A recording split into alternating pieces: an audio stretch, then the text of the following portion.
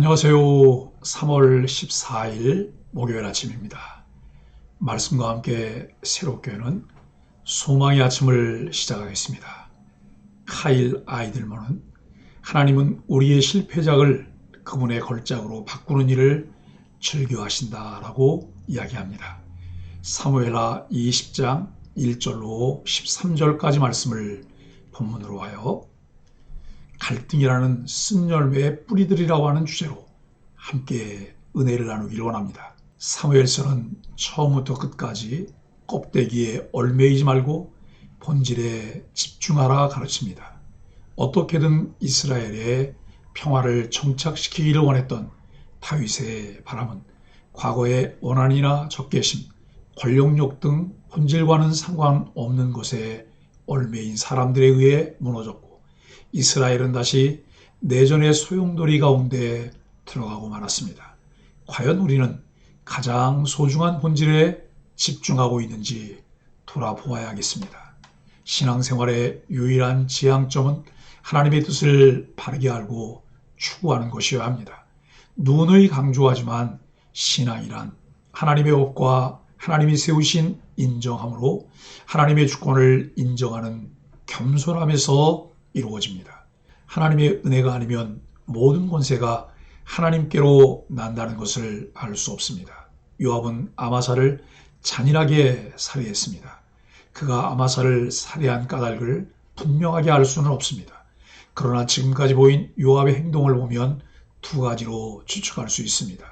사실 다윗은 아마사가 돌아오지 않자 요압이 아니라 아비사에게 군 지휘권을 맡겼습니다. 그런데 이 본문에서 요압은 자신이 반란 정벌군의 지휘관을 자처합니다. 그러니 요압이 아마사를 죽인 것은 먼저 아마사가 모병의 기한을 지키지도 못했고 유다 땅을 떠나 베냐민 땅에 있었던 상황을 스스로 판단하여 처형한 것으로 볼 수 있습니다. 이는 압살롬을 죽였을 때와 같은 방식입니다. 요압이 세바의 반란을 진압하고 나면 다시 한번 다윗을 압박할 명분이 생길 것이기 때문입니다. 또한 요압의 개인적 차원에서 보자면 자기도 모르게 다윗이 임명한 군 지휘관 아마사에 대한 극도의 반감이 작용했을 수도 있습니다. 그가 아브넬을 죽였을 때도 이 두 가지 감정이 마찬가지로 작용했었습니다. 결국 아마사를 죽임으로써 요압은 다윗 왕국에서 자신이 살아남아 계속 영향력을 미치고 나아가 세바의 반란을 진압함으로써 왕권에 영향을 줄 수 있는 마지막 기회로 삼으려 했을 것입니다. 그 일을 위해 가장 먼저 제거해야 할 사람은 당연히 공식적 군 지휘권을 가지고 있던 아마사였습니다. 요압이 아마사를 죽인 후 자신의 군사 한 명을 그곳에 남겨 나머지 군사들을 중용하게 한 것을 보면 알 수 있습니다.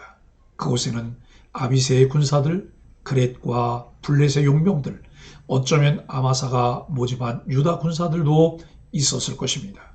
이 군사들을 통제하고 자기 지휘권 아래 두어 세바의 반란을 진압한다면 이들을 나중에 다윗을 압박하는 수단으로 쓸 수도 있으리라는 계산도 했을 것입니다.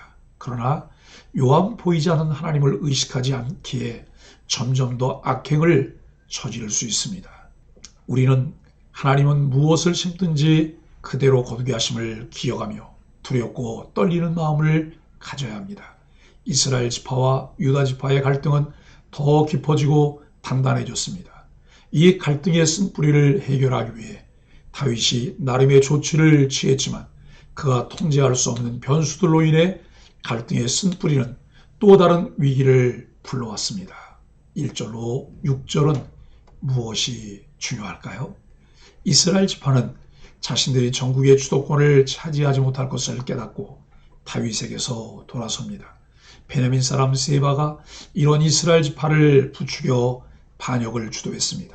기자는 세바가 불량자였다고 밝히는데 이는 엘리의 아들 홈리와 비느하스, 이유 없이 다윗을 모독했던 나발에게도 사용된 호칭으로 무가치한 사람이라는 의미입니다. 곧 이스라엘 지파는 자신들의 정치적 이득 때문에 불량자를 따라 스스로 어리석은 길로 들어섰습니다. 누군가의 무가치한 속삭임에 마음을 빼앗기지 않도록 늘 하나님 말씀에 귀를 기울이십시오. 프레임을 만들고 거짓으로 사람들의 마음을 빼앗아 하나님의 말씀에 집중하게 하지 못하는 악한 일입니다. 예루살렘으로 돌아온 다윗은 가장 먼저 압살롬과 동침한 후궁들을 가둡니다. 그리고 그들이 평생 과부로 살도록 처벌합니다. 세바가 일으킨 반란 기사에 다윗이 후궁을 처벌한 일이 곧바로 이어진 것을 볼 때 그가 반란 세력을 강경하게 진압할 것이라는 분위기를 느낄 수 있습니다. 백성의 고통을 최소화하고 나라를 재건하려는 다윗의 의지는 분명했지만 그 혼자만의 뜻으로 분열된 지파들이 하나 되기는 어려웠습니다. 어려움에 빠질 때 그 어려움을 돕기 위해 마음을 모으려는 사람도 있지만 오히려 그 어려움을 부추기며 상황을 더 어렵게 만드는 이도 있습니다. 마음에 하나님 두기를 싫어하기 때문입니다. 인생에도 우리가 통제할 수 없는 수많은 변수가 있습니다. 이것이 우리가 하나님을 주인으로 인정하고 그분께 삶을 의탁해 하는 이유입니다. 다윗은 세바의 반란을 진압하기 위해 아마사에게 유다 지파 중에서 군대를 모으라고 지시합니다. 하지만 시일이 지체되자 자신의 군대를 파견하기로 결정하고 아비새를 불러 세바를 추격하도록 합니다. 7절로 13절은 어떤 동기로 행동했을까요? 상식적으로 볼 때 이제까지 군대 장관 역할을 했던 요압을 기용하는 것이 가장 자연스러웠겠지만 다윗은 의도적으로 요압에게 그 역할을 맡기지 않습니다. 요압의 거듭된 자기중심적인 행동에 대한 일종의 경고였습니다. 결국 다윗의 인사정책과 아마사의 무능력으로 긴급하게 진압되어야 했을 세바의 반란 진압은 1차적으로 실패로 돌아갔습니다. 이 일은 다혈질인 요압을 자극하는 결과를 불러왔습니다. 정치와 전투에 능했던 다윗도 이처럼 실패할 때가 있었습니다. 그러므로 중요한 것은 자기 지혜대로 인생을 계획하고 실천하는 것이 아니라 실패했을 때에도 하나님의 뜻을 묻고 그분께 순종하는 것이 그리스도인의 삶입니다. 요압은 나라의 위기가 닥친 상황에서 사적 복수를 감행합니다. 아마사가 자신보다 정치적 우위에 오르자 백주에 그를 비열한 수법으로 제거하고 군대의 주도권을 되찾습니다. 지금 상황이 얼마나 시급한지 맞서야 할 실제적인 대상이 누구인지 모른 채 사적 욕심에 눈이 멀어버렸습니다. 아직 어려움이 계속되고 있는 상황이지만 왕을 중심으로 일사불란하게 움직이는 것이 아니라 여전히 자기 중심적인 모습을 드러냅니다. 다윗에게 충정의 모습을 보이지 못한 요압이 결국 자기 욕심을 따른 삶으로 쓴뿌리의 열매를 만들었습니다. 성경 주석가 바클레이는 그동안 당연히 받아들였던 가치체계가 심각하게 도전받는 현재의 상황이 바울의 은혜 사상을 진지하게 연구하고 적용하도록 촉구한다고 말하고 있습니다. 연령, 인종, 사회적 지위, 교육, 젠더, 건강, 부호 등의 가치체계가 비판적인 검증을 받고 있는 상황이 우리의 현실이며 교회가 처한 위기라고 그는 말합니다. 바클레이는 바울의 은혜 신앙을 배울 때 우리에게 너무나 친숙하고 개인화된 나 같은 죄인 살리신 주 은혜의 놀라운 수준에 머물게 하지 않습니다. 그렇습니다. 바울 시대에 그가 세우려 했던 새로운 가치체계를 지닌 혁신적, 반문화적, 혁명적 공동체들이 어떻게 형성되었는지 우리는 이미 에베소서를 묵상하며 배웠습니다. 함께 나눴던 새로운 사회로서의 그 역독성을 기억하고 따라야 합니다. 바울이 말하는 그의 서신에 들어있는 은혜, 신앙에 들어있는 놀라운 자원들은 현재 도전받고 있는 교회가 성경적인 정체성을 찾는 데 필수적입니다. 우리의 현실에서 교회로 존재하는 것이 무엇을 의미하는지 근본적으로 불확실해진 현재의 상황은 우리로 하여금 하나님의 은혜의 근원으로 돌아가도록 재촉하고 있습니다.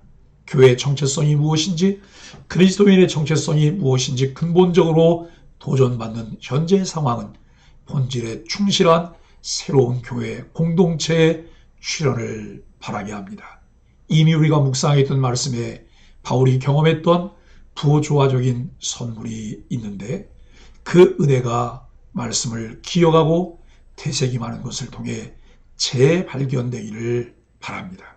사랑하는 소망의 갈교 여러분, 히브리서 기자는 히브리서 12장 14절로 16절에서 눈앞에 있는 이익인 팥죽한 그릇을 위해 자신의 장자권을 판자와 같은 망령된 사람들이 없도록 살피라고 말합니다. 그 이유는 모든 사람과 더불어 화평함과 거룩함을 추구하지 않으면 아무도 주를 보지 못하리라는 말씀 때문입니다. 하나님의 은혜에 이르지 못하는 사람이 없도록 주의하고 또한 쓴뿌리가 돋아나 문제를 일으키고 그로 인해 많은 사람들이 더럽혀지지 않도록 조심하십시오. 우리는 하나님의 나라와 그의 의를 구하기보다 사적 욕심에 눈이 멀어 있지는 않습니까?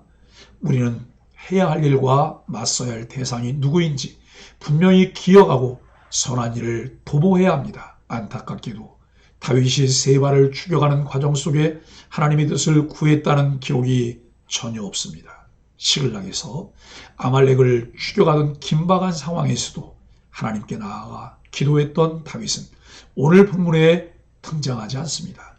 하나님의 뜻을 구하지 않고 행하는 일들은 쓴뿌리를 배양해 쓴열매를 맺습니다. 날마다 하나님과 교제함으로 쓴뿌리를 제거하여 신앙의 본질인 감사의 열매를 풍성히 맺는 소망의 가족들이 되시기를 예수 그리스도 이름으로 간절히 축복합니다. 함께 기도하겠습니다. 하나님, 갈등과 반목이 끊임없이 이어지는 문제 속에서 하나님의 긍휼과 지혜를 구합니다. 인간적인 감정에 이끌려 그릇된 판단을 내리기 쉬운 위기의 때에 판단을 유보할 수 있는 자제력을 허락하여 주옵소서. 성령님께서 우리의 지정의를 주장하셔서 우리가 바른 것을 분별하며 따르게 하여 주옵소서. 예수님의 이름으로 간절히 기도합니다. 아멘.